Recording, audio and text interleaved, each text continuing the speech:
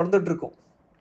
இப்ப நம்ம பூமியில வாழ்ந்துட்டு இருக்கும்போது இயேசு இயேசு இயேசுன்னு சொல்லி அவர் மேல நம்ம தாகத்தோடு இருந்தோம் என்றால் நித்தியமா ஏசப்பா ஏசப்பான்னு அவர் மேல தாகம் இருக்கும்.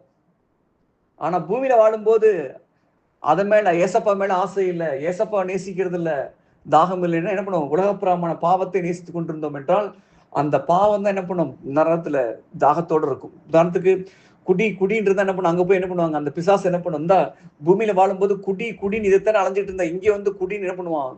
வாயில என்ன பண்ணுவான்? ஆசிட் போன்ற திராவத்தை ஊத்துமா. பூமியில வாழும்போது நகையத்தானே தேடிட்டு இருந்த இயேசுவை தேடுறது, இந்தா இங்க வந்து குடிச்சுக்க என்ன பண்ணும்? நகையை உருக்கி என்ன பண்ணுவாங்களாம்? வாயில ஊத்துவாங்களாம். அப்படிப்பட்ட கொடுமையெல்லாம் இருக்குது. ஒரு புத்தகத்துல படிச்சேன். யோசித்து பார்க்கணும். அதெல்லாம் நித்தியத்தை பத்தி நம்ம யோசித்து பார்க்கணும். நம்ம உலகத்துக்குரிய காரியங்களே மூழ்கி போகக்கூடாது. உன் வாழ்வின் முடிவை நீ எண்ணிப்பார், அப்போது நீ ஒருபோதும் பாவம் செய்ய மாட்டாய். சீராக் 7:36 நம்ம படிக்கிறோம். முடிவை பத்தி நினைச்சு பார்க்கணும். இப்படியே என் வாழ்க்கை ஓடிட்டு இருக்குதே, இப்படியே பொழுதனைக்கும் பணம்ட்டு கடவுளை தேடாம ஞாயிற்றுக்கிழமை பூசை கூட நான் போகாம பணத்துக்கு முன்னாடி ஓடிக்கிட்டு இருக்கேனே, இது நரகத்துக்கு கொண்டு போயிருமே நினைச்சாங்கன்னா என்ன பண்ண மாட்டாங்க? பணத்துக்கு முன்னாடி ஓட மாட்டாங்க. எது தேவை? எனக்கு போதும் ஆண்டவரே, நீ கொடுத்த பணம் போதும் மனநிறைவோடு இருப்பாங்க. பேராசை இன்னும் சேர்க்கணும். இப்படி பேராசைக்கு யார் இடம் கொடுக்குறாங்களோ அவங்க ஆண்டரை விட்டு விலகி போய்விடுவார்கள். விசுவாசத்தை விட்டு விலகி போய்விடுவார்கள். 1 தீமோத்தி 6:10 கூறுகிறது, பண ஆசையே எல்லா தீமைகளுக்கும் ஆணிவேர். அதுக்கு யார் இடம் கொடுக்குறாங்களோ என்ன பண்ண? விசுவாசம் விட்டு பிறழ்ந்து போய்விடுவார்கள். தங்களுக்கு தாங்களே என்ன பண்ணுவாங்க பார்த்தீங்கன்னா வந்து ஊடுருவ குத்திக் கொள்வார்கள் என்று வசனம் எச்சரிக்கிறது.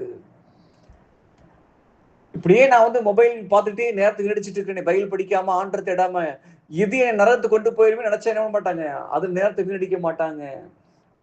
அதனால்தான் எல்லாவற்றிலும் உன் முடிவை நீ நினைத்துப்பார் என்று சொல்லப்பட்டிருக்கிறது. நீதிமொழிகள் 21:23 கூறுகிறது, தம் நாவையும் வாயையும் யாரு காத்துக் கொள்கிறார்களோ அவர்கள் இடுக்கண் வராமல் தங்களை காத்துக் கொள்வார்கள். இடுக்கண் என்றால் துன்பம். இடுக்கண் வருங்கால் நகுக என்று சொல்வார்கள். வள்ளுவர் சொல்வார், துன்பம் வரும் வேளையில சிரிங்க என்று சொல்லி வச்சார் வள்ளுவர். சரிங்க. வள்ளுவர் என்ன சொல்றார்? இடுக்கண் வருங்கால் நகுக. இடுக்கண்னா துன்பம்.